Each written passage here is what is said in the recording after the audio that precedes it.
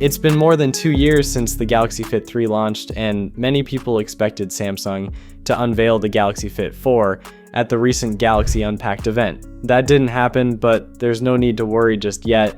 Samsung is reportedly targeting a launch later in 2026, most likely around September, where it could arrive alongside the Galaxy S26 FE and the Galaxy Tab S12 series. That said, based on the FCC confidentiality timeline, the release could technically slip as far as January 2027 if Samsung decides to take longer.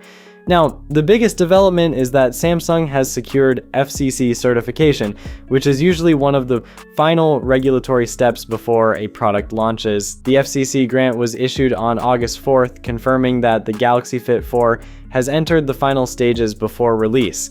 Samsung also requested 180 days of confidentiality for documents such as the user manual and internal and external product photos.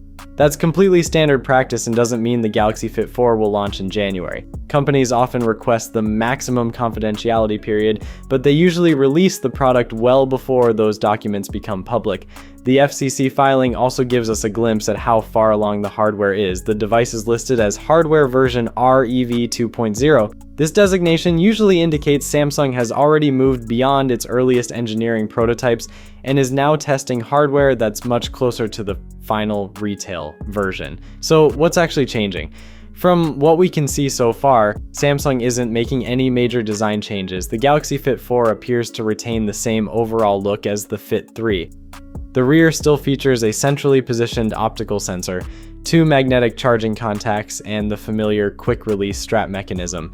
There's also a single physical side button. Based on the regulatory drawings, this looks more like a refinement than a complete redesign. Interestingly, Samsung has also qualified multiple suppliers to manufacture the charging accessory. That's something companies often do before mass production to improve supply chain flexibility and avoid manufacturing bottlenecks. One of the more interesting rumors is the health sensor. The Galaxy Fit 4 is widely expected to use the Goodix GH3036 integrated optical sensor module. This chip is designed specifically for low-power wearables, allowing continuous PPG-based health tracking, including heart rate and sleep monitoring, while keeping power consumption low. Wireless connectivity also gets a small upgrade. The Galaxy Fit 4 is confirmed to support Bluetooth 5.4 with both BR/EDR and Bluetooth Low Energy operating over the 2.4 GHz spectrum. The Galaxy Fit 3 used Bluetooth 5.3, so this is more of an incremental improvement that should offer slightly better efficiency and broader compatibility rather than any dramatic new features. As for other connectivity, the FCC documentation doesn't provide any evidence of Wi-Fi, LTE, or ultra-wideband support. It also doesn't mention NFC. However, it's important to note that the current FCC documents alone aren't enough to completely rule NFC in or out. Unfortunately, there are still a lot of unknowns. We don't know whether the Galaxy Fit 4 will include built-in GPS, and Samsung hasn't revealed anything about battery capacity either. The only thing confirmed so far is that it uses a battery supplied by EVE Energy.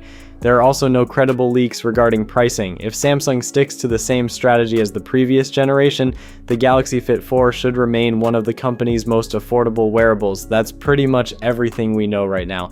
It may not seem like a huge amount of information, but an FCC certification is one of the strongest signs that a product is getting close to launch. As more details surface, I'll make sure to keep you updated. That's it for this one. Peace.